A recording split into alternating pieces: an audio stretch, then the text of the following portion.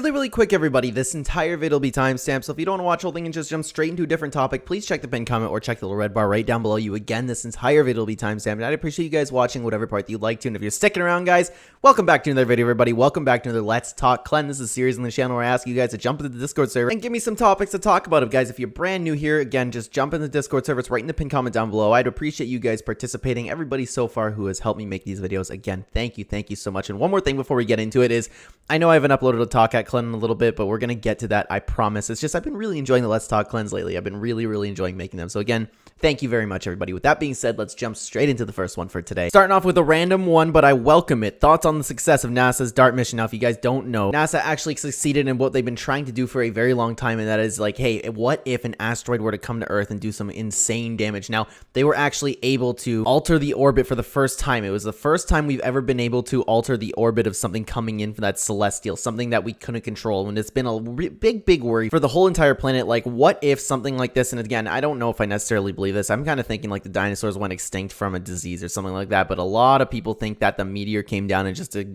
wiped out the dinosaurs completely, right? So we've been trying to prevent that. Like, what if something's coming and we can't stop it? Now it looks like we'll be able to stop some things that are coming. Now, I'm one of those people who think, hey, if something's destined for us to come down and just destroy the planet, what if there's something huge? What if the sun explodes? There's so much unpredictability out in space. I don't think what we do personally matters, but that just could be me also being ignorant to what actually the planet's been working on and succeeding upon. So it looks like this is the first step to something great, but I can't put my whole faith in it. You know what I mean? If something comes, I won't have faith in humanity to defend it. You know what I mean? Does that make sense at all? Let's move on though. Thoughts on the new Black Adam skin that just released? I think it's pretty cool. Whether or not I'll get it is I'm gonna watch the movie when it comes out, and then I'll like decide, hey, I like that movie, I'm gonna get that skin. Regardless, the emote's really cool. I really like that emote. It is very smart on Epic Games that they're making the female skins not have their legs spread open. It's very smart. They learned from their mistakes. Hey, Clen, what do you think about Epic's decision to not bring Rue back to the shop? Okay, that's a very interesting one. Now, I don't know if I can necessarily use this word on YouTube, so I'm going to err on the side of safety. Now, if you don't know, Rue is a skin in Fortnite that Epic Games is not bringing back because she looks like a word that could mix with the 1940s. Sorry, I know it was a big pause. I don't think I'm allowed to use that word because, again, like, my videos are not age restricted here. It's just 13 and up, my whole channel regardless.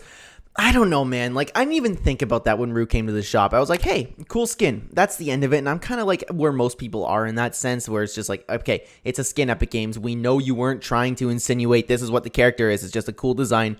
Bring it to the game. That's not what it is. And I understand Epic's decision on removing it, but I'm of the opinion of, who cares? Put it in the game. I know that's not what it is. Have you watched Ninja's content at all lately? I asked because he's been killing it on YouTube and he got an insanely good editor. I've seen a couple of his videos. I don't typically tune into Ninja. It's just like, hey, you know what? Wonder what Ninja's up to, and then I put on his channel. You know what I mean? I noticed the editor, and I think his videos are pretty good. It's just, I've never been really too attached to Ninja myself, but of course, if he's getting bigger and bigger on YouTube, I haven't really paid attention. It's great for him. I like Ninja. I hope he gets back on top. That'd be a really cool thing to see. Moving on, Paul versus Silva. Who do you have? I believe that Jake Paul's fights are all rigged because there's no way, absolutely no way. And I understand Tyron Woodley. He's a retired fighter, right? He's retired. He was never really that good in boxing. He's past his prime years.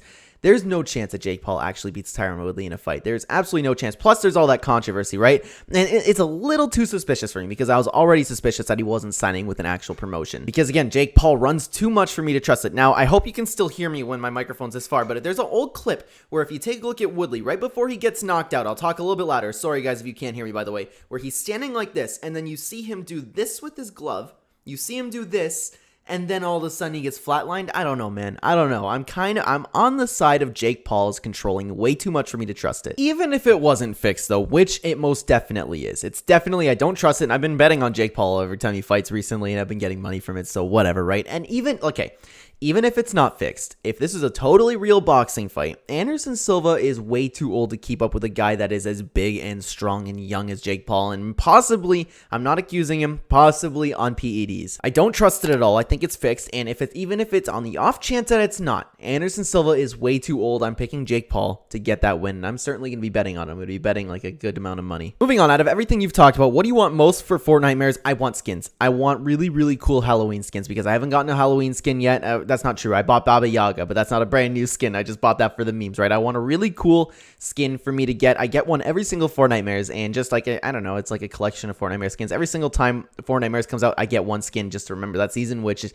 I haven't bought yet. So I want a really, really cool original skin. I like the Concept Royale runners a lot, and I may get them. I haven't decided yet. I'm just gonna wait for all the leaks to come out to see if there's actually something cooler. Regardless, the creativity for the Concept Royale winners, man, they're absolutely fantastic. I just want to see original skins more than anything. Do you think with all the controversy, Twitch will die out and everybody will move over to YouTube eventually? It's a very interesting one, and I believe I've talked about this a little bit before, so I'll keep it very brief. I think there is way too much going on Twitch right now. I think Twitch is flooded with e-girls and a bunch of nonsense, and everybody's been moving over to YouTube, and I've heard, again, I don't stream, which I'm planning on doing again. I've heard that YouTube is a much better system, but again, I cannot say for certain until I actually get on and start streaming. But yeah, you know what, is that there's a world where I can actually see YouTube taking over completely. Moving on, thoughts on players boycotting Bayonetta 3. Now, if you don't know, the voice actor for Bayonetta, the name escaping me right now, she posted over the weekend, I want to say it was, and she said that the reason she is not voice acting is because she was only offered $4,000 of a flat rate to appear as the character. Now, I can only imagine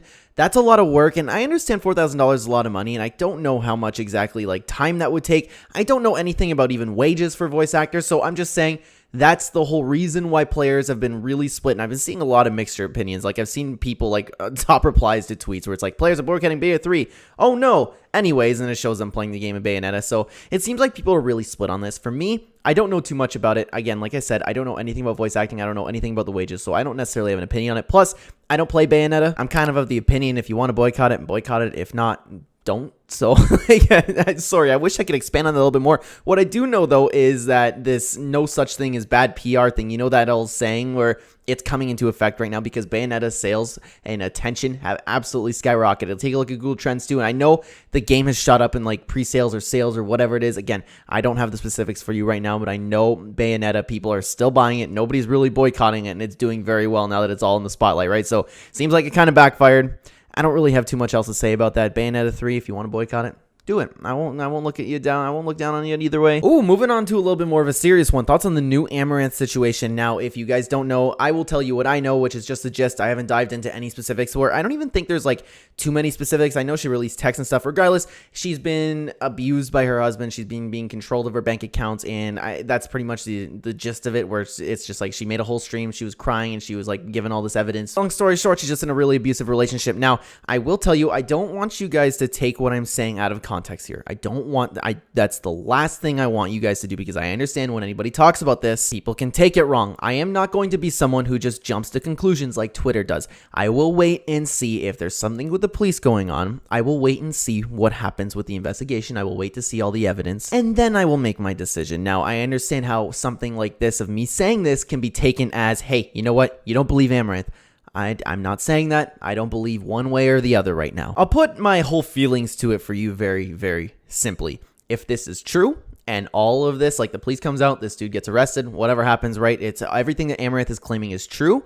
I think that the death penalty for people like that is way too soft. I don't believe they should go to prison. I don't believe they should be granted a merciful death. I think these people need to be tortured slowly, painfully, and bring them to death as slow as possible and as painfully as possible. People like that deserve that. In my opinion, the death penalty, again, way too lightly for people like that. If that ends up being true, I understand that wouldn't happen, but that's my feelings towards it. That's how strongly I feel about these people who abuse women like that. Women should be protected and they should be cared for. But on the other side of the coin, if this comes out, and because I've heard this around, I don't know how true it is. I got the gist of the whole situation, right?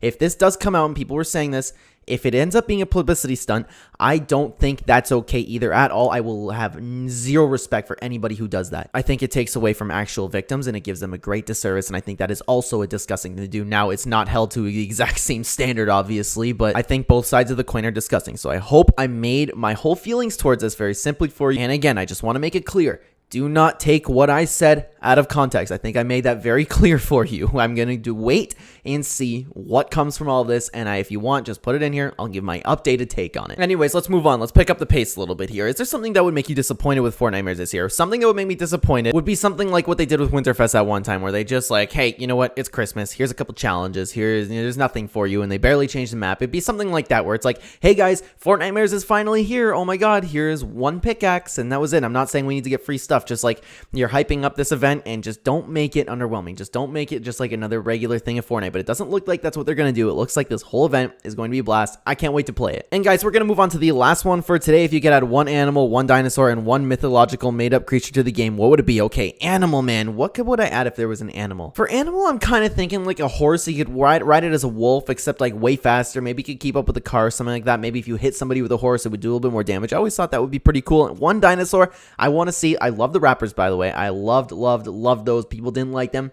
I want to see a way bigger dinosaur. I want something like a T-Rex to roam the island, where it's like maybe a baby T-Rex, where it's just like some roam around the jungle, where it's like, okay, this thing is huge. Kind of like the Caretakers, where it's just like, oh my god, this is so big and this is so hectic. It's kind of like Columbo, actually, now that I think about it, except a really vicious Columbo, something you wouldn't want to go up against. I would love to see a T-Rex in that sense, and one made-up creature. I apologize if this isn't something that you're looking for, but it could be something, I don't know, I understand that this isn't specific, but like you could think of like the Hellhounds from Call of Duty, something like that would be really cool, just like dogs on fire chasing you, they're just relentless and they're attacking you all the time. I think something like that would be really cool. That's just off the top of my head though, but guys, I'm going to put an end to this video with saying that. Sorry if you just heard my phone go off there. What was it? Best fight card of the year? Yeah, I'm excited, man. I'm excited. UFC 280 is coming up this week, but that's not even what we're talking about. I'm going to close the video today, guys. Thank you so much for watching this video. If you're new here and you enjoy the content, please consider the like button to help the channel. Ton subscribe if you're brand new. Check the description down below for links to all my other channels, as well as a link to Real Ember on Fiverr will take care of all of your YouTube thumbnail needs. Remember, he did this thumbnail. He can do yours too. He can help out your YouTube channel. Check out Real Ember. And lastly, guys, if you'd like to use my Spark Creator code in the item shop, it's code Clen. Hashtag anime. Hashtag